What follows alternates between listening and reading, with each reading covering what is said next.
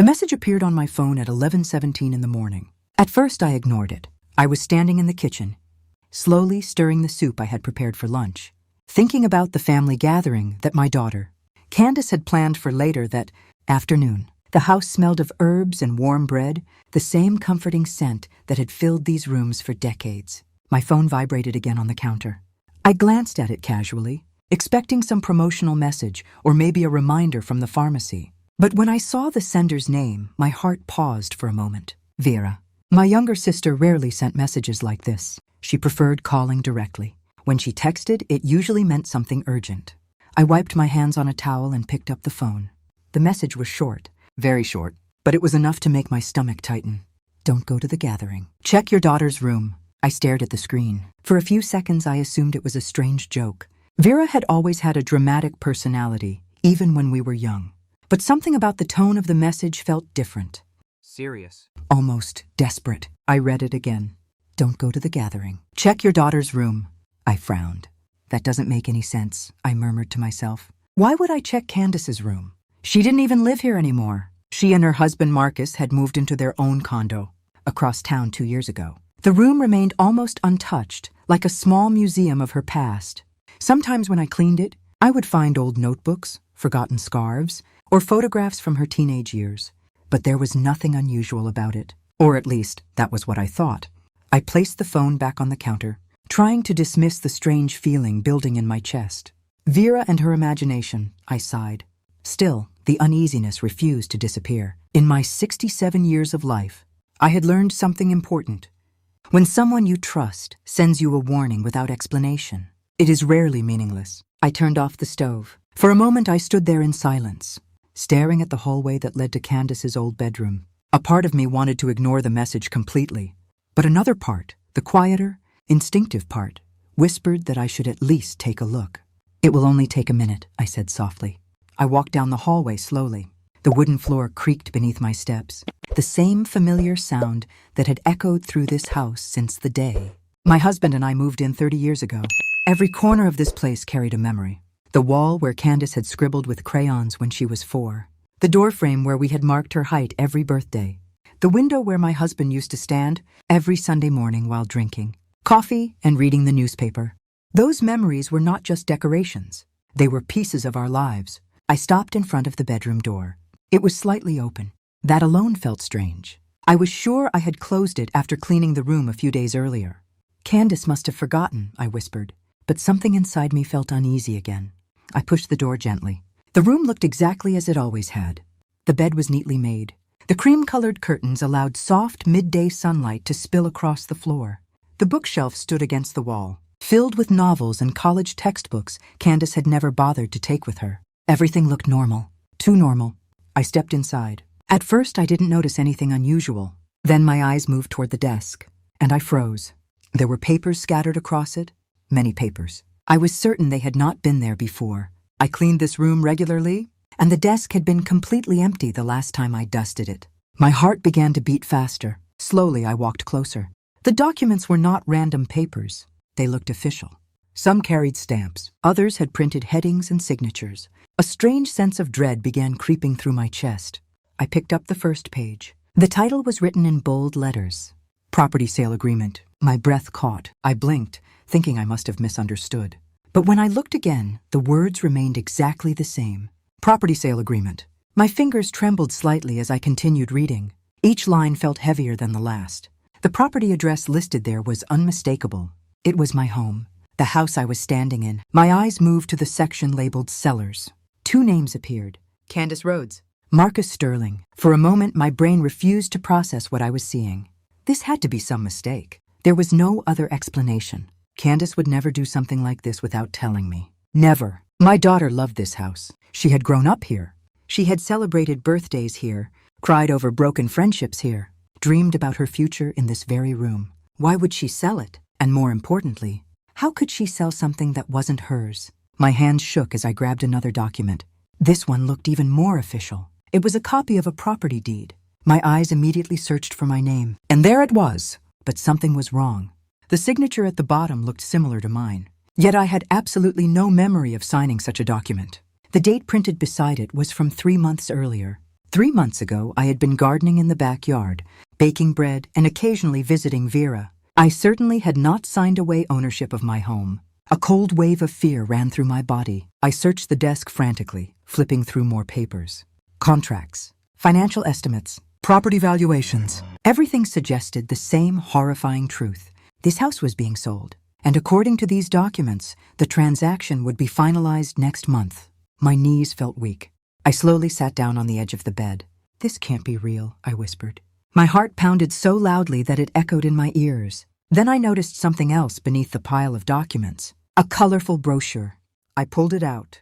The cover showed a smiling elderly couple sitting in a garden. Above the photo were printed words: "The Oaks Assisted Living, comfortable care for seniors." My chest tightened. I opened the brochure slowly. Inside were descriptions of rooms, services, medical assistance, and monthly prices. Someone had written notes in the margins with blue ink. I immediately recognized the handwriting. It was Candace's. Private room, $800 monthly. Available starting March. My hands began to shake violently. Suddenly, everything started to make sense in the most terrifying way possible. They weren't just selling my house. They were preparing a place to send me, a retirement home. Without telling me, without asking me, without even giving me a choice. It felt as if the ground beneath my feet had disappeared. The room spun slightly as the realization settled in. They were removing me from my own life. My phone vibrated again. The sudden sound made me jump. Another message from Vera. "Did you see? Please don't go to that lunch alone." My throat felt dry. For the first time in years, I felt genuine fear. Not fear of illness, not fear of death, but fear of betrayal, the kind of betrayal that destroys something fundamental inside you.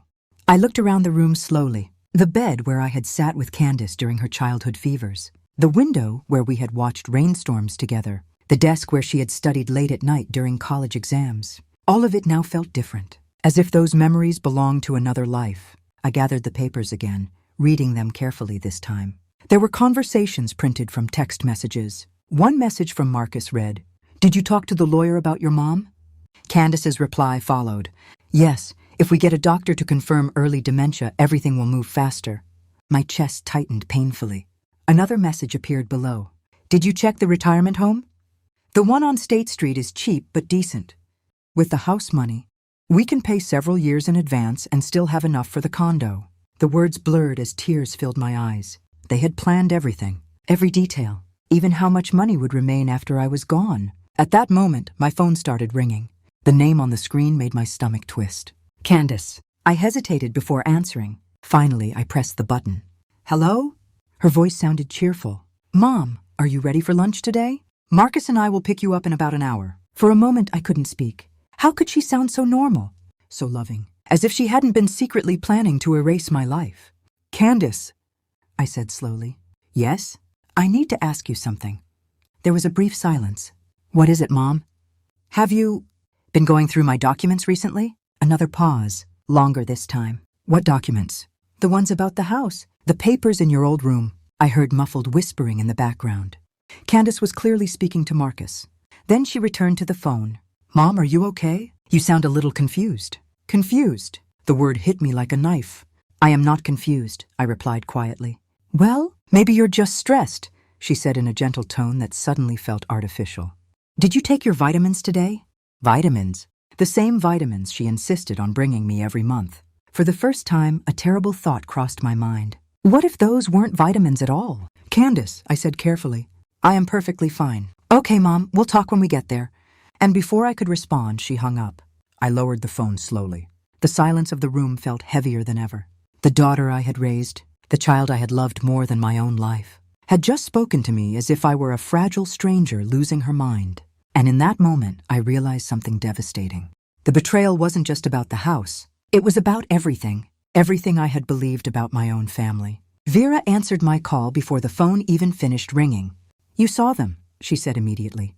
Her voice was quiet, but there was no doubt about what she meant. For a moment, I couldn't speak. My throat felt tight, as if someone had wrapped a rope around it.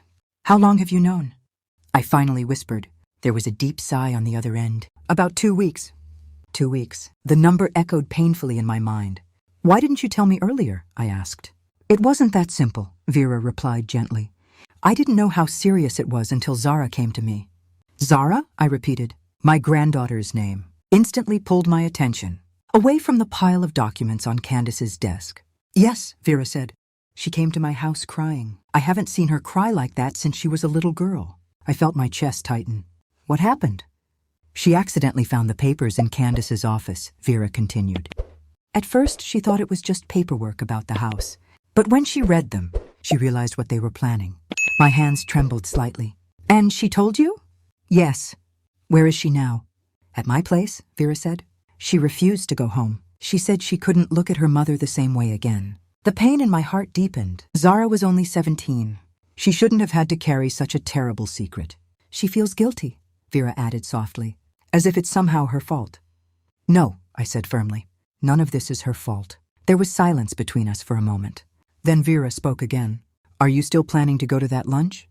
I looked around Candace's old bedroom. The documents were still spread across the bed beside me. The evidence of betrayal? Yes, I said slowly. No, Vera replied immediately. If you don't go, they'll know something is wrong, I explained. And if they know that, they'll rush everything. Vera didn't respond right away. Then she sighed. You shouldn't face them alone. I won't, I said. Bring Zara, come here. We'll go together. Another short silence followed. Are you sure you want to do this? Vera asked. I closed my eyes. My heart felt heavy, but something stronger had begun growing inside me. Determination. For 67 years, I said quietly, I have faced everything life has thrown at me. The death of our parents, financial struggles, your brother-in-law's illness, and the day I buried my husband. My voice trembled slightly, but I continued. I didn't run away from any of it. So I'm not going to start running now. Vera exhaled slowly. All right, she said. We'll be there in 40 minutes. After hanging up, I gathered all the documents carefully. Every contract, every printed message, every forged signature. If Candace and Marcus believed I was just a confused old woman, they were about to discover how wrong they were. I folded the papers and placed them inside a cloth bag. Then I hid the bag deep inside the bottom drawer of my dresser. For a moment, I simply stood there. My eyes moved slowly around the bedroom. Memories flooded my mind. Candace laughing while decorating the room with posters as a teenager. Candace crying when her first boyfriend broke her heart. Candace hugging me after graduating from college. Had all of that been real? Or had I simply imagined the daughter I believed she was? I forced the thought away. There would be time later to deal with the pain. Right now, I needed strength. I walked to the bathroom and looked at my reflection in the mirror. The woman staring back at me looked exhausted. My eyes were red from tears, my skin pale. It felt as if I had aged years in a single afternoon. I turned on the cold water and splashed it across my face. Again and again. Slowly, the trembling in my hands began to fade. I brushed my hair back and took a deep breath. Then I walked to the closet. The burgundy dress I had planned to wear for lunch was hanging neatly on the door. But suddenly, it didn't feel right anymore. Instead, I chose a different one. An olive green dress. I had worn it once before. Years ago. The day I stood in Candace's school office, defending her from teachers who said she wasn't trying hard enough. That dress had made me feel strong. And right now, I needed that feeling again. I put on a pair of pearl earrings. They had been a gift from my husband on our 20th anniversary. You look powerful when you wear these, he had once told me with a smile. Like a woman, nobody should try to intimidate. I touched the pearls gently. Let's see if you're still right, I murmured. The doorbell rang 40 minutes later. Through the window, I saw Vera's car pulling up in front of the house. Before I could even open the door fully, Zara jumped out of the passenger seat. She ran toward me. Grandma! Her arms wrapped tightly around me. She held me so firmly it felt as if she were trying to shield me from the world. Tears streamed down her face. I'm so sorry, she whispered. I'm sorry my mom did this. I hugged her back. My brave girl, I said softly. You did the right thing. Behind her, Vera stepped out of the car. Her eyes were red as well. Are you sure about this? She asked. We can still turn around. We could call a lawyer first. For a moment, the idea tempted me. It would certainly be easier. But something inside me refused to back down. No, I said quietly. I need to hear it from her. From Candace herself. Vera studied my face for a moment. Then she nodded. All right. The three of us climbed into the car. Zara sat beside me in the back seat.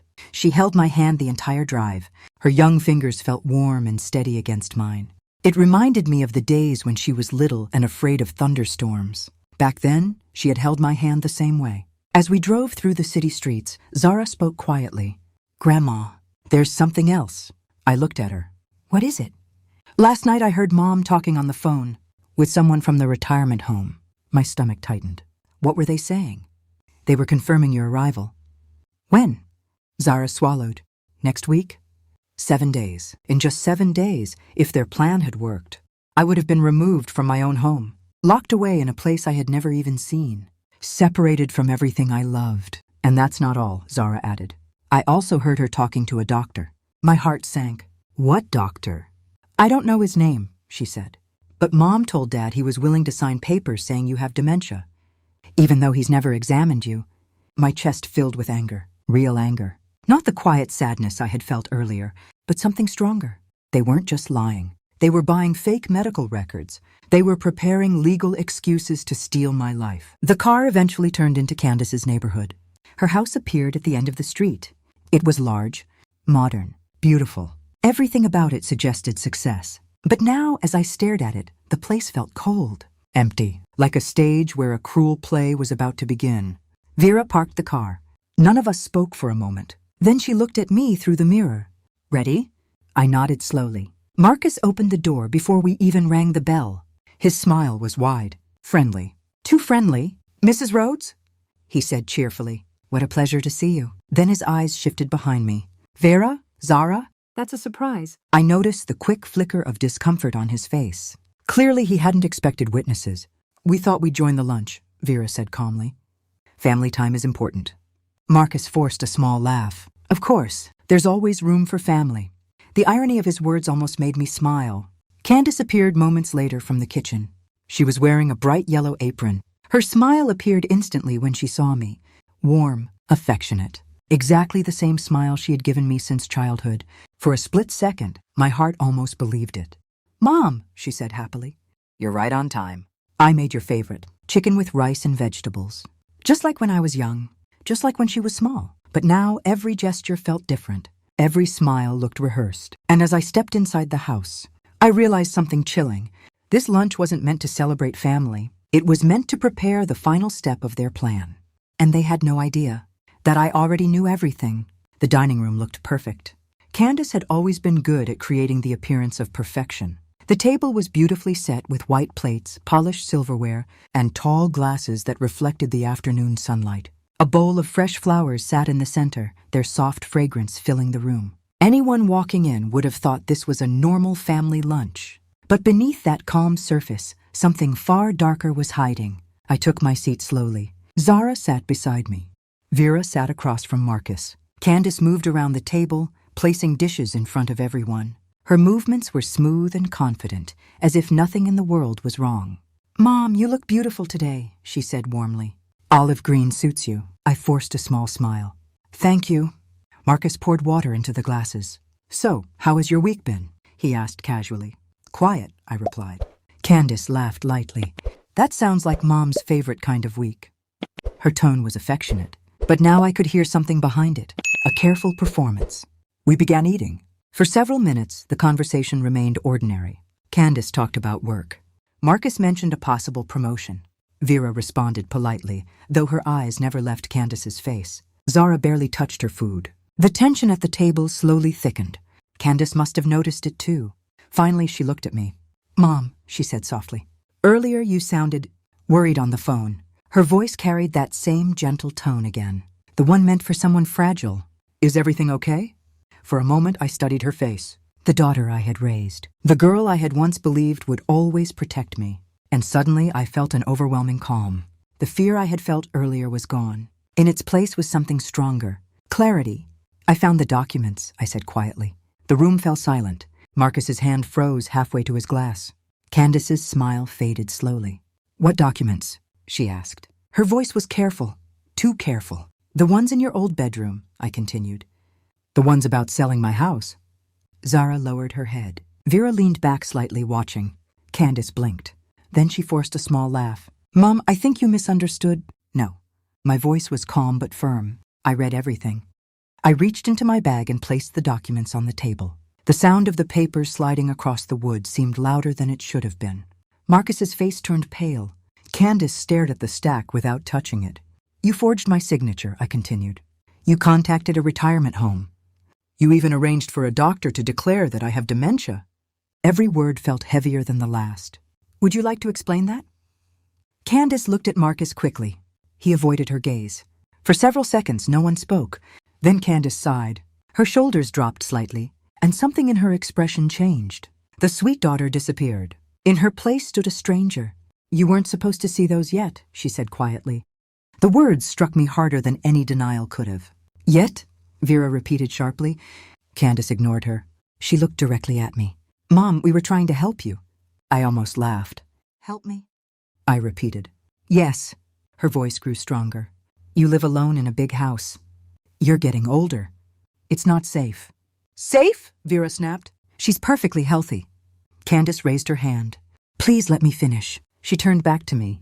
We found a very nice assisted living place, she said. They have nurses, activities, everything you need. And the house? I asked quietly.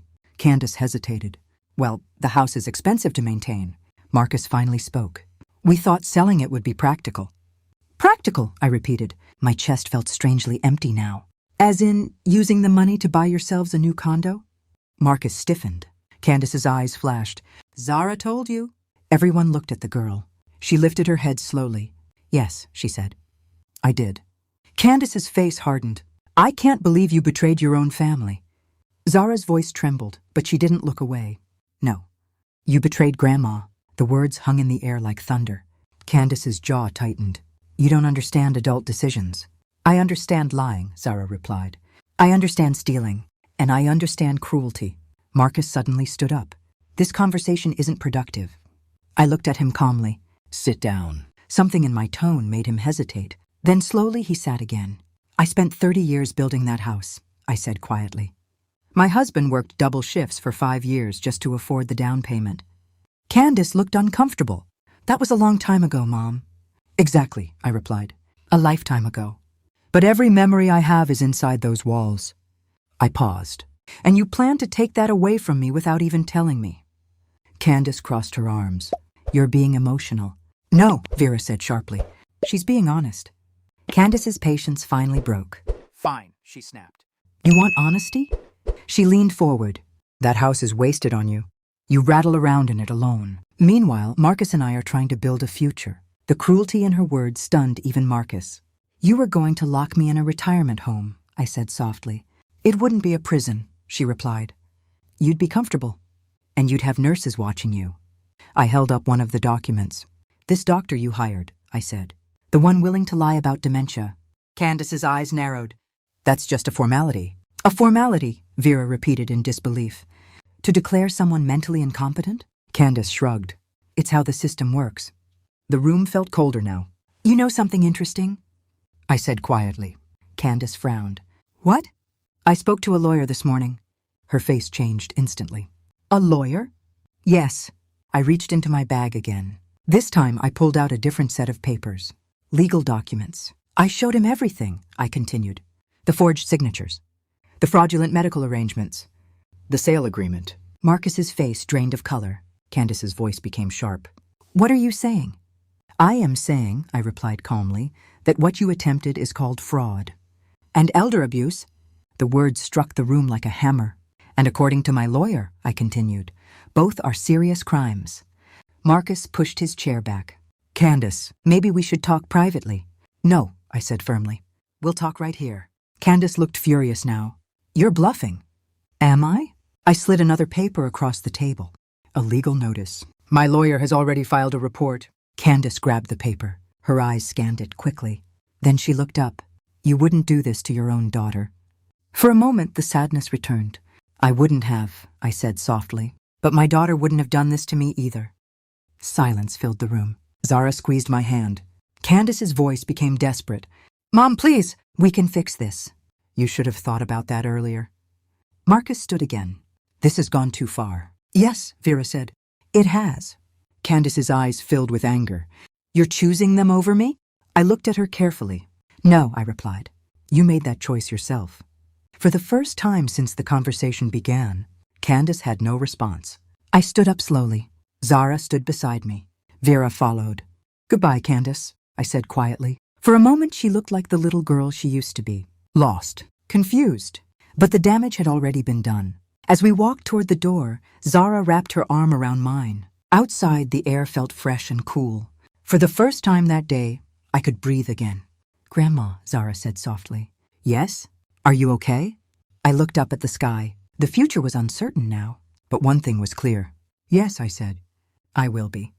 Because sometimes, the hardest betrayals teach us the most important truth. Family is not defined by blood. It is defined by loyalty. And that day, I discovered exactly who my real family was.